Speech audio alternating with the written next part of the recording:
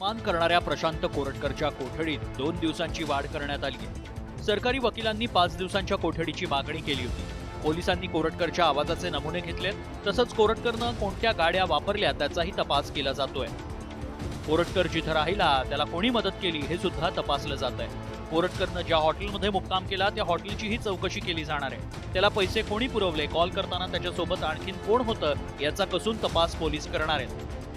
काही गोष्टींवर तपास वेगवान पद्धतीने आणि कोऑर्डिनेटेड पद्धतीने करावं लागेल असं मला वाटते। त्यासाठी जसं पूर्वी झालं तसं व्हायला नको।